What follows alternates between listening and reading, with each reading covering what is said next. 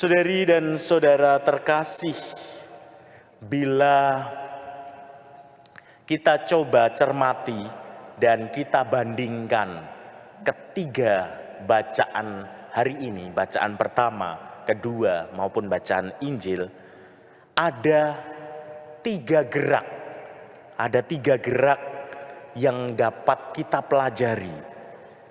Ketiga gerak itu antara lain yang pertama, sapaan dari Allah hadir lewat pengalaman harian. Yesaya dalam bacaan pertama disapa lewat peristiwa alam. Paulus dalam bacaan kedua diingatkan dalam peristiwa ketika dia jatuh atau pengalaman kejatuhannya. Dan Petrus dalam bacaan Injil dipanggil saat dia menjalankan pekerjaannya sebagai nelayan. Dari kisah yang beragam itu, kita bisa memahami bahwa Allah bisa menggunakan banyak cara untuk menyapa, mengingatkan, dan memanggil kita. Sapaan itu bisa bersifat personal dan beragam. Tinggal bagaimana kita membuka hati kita untuk mendengarkan sapaan. Itu poin yang pertama. Yang kedua, kerendahan hati adalah kunci untuk menanggapi. Bila kita lihat ketiga kisah dalam bacaan tadi, mereka, entah Yesaya, Paulus maupun Petrus, memperlihatkan sisi keterbukaan hati pada batinnya. Mereka mengakui kelemahan mereka, ketidaklayakan mereka, namun di sisi lain mereka juga mau membangun diri. Artinya bukan hanya minder, bukan hanya tidak layak, tetapi juga mau membentuk diri menjadi pribadi lebih baik. Dan yang ketiga, poin ketiga, memilih untuk bergerak.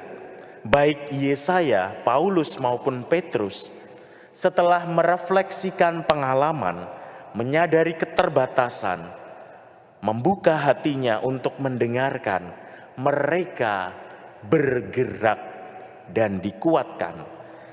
Mereka mau menjalani perutusannya dengan segera, tidak menunda-nunda.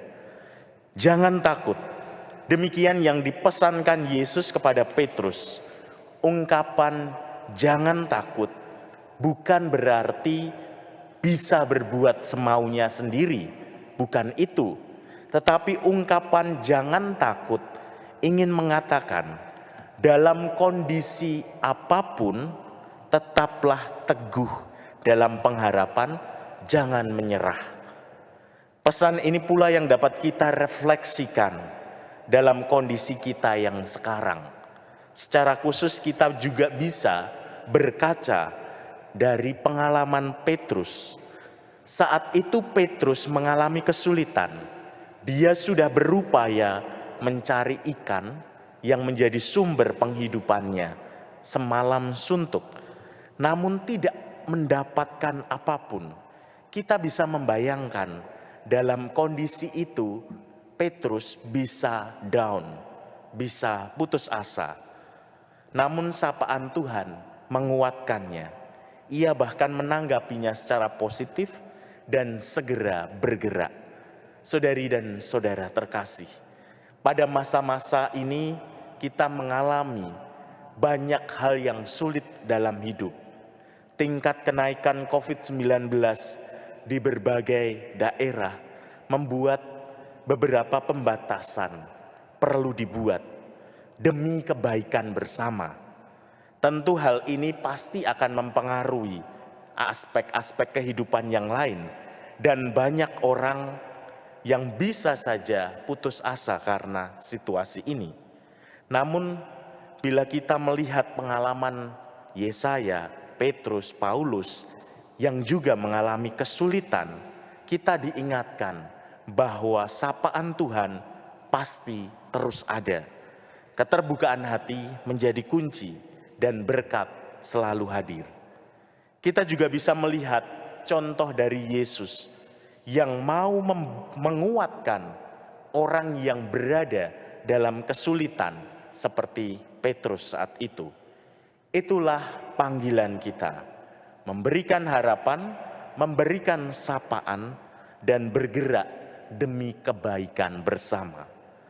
Mari saudari dan saudara terkasih, dalam masa yang sulit ini kita tetap teguh berpengharapan, tidak putus asa, dapat memberikan penguatan, harapan bagi yang lain dalam keterbatasan kita.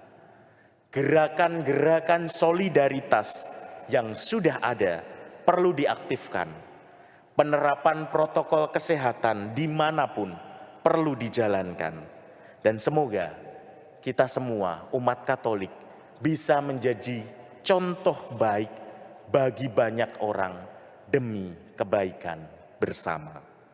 Kemuliaan kepada Bapa dan Putra dan Roh Kudus. Seperti pada permulaan, sekarang, selalu, dan sepanjang segala abad. Amin.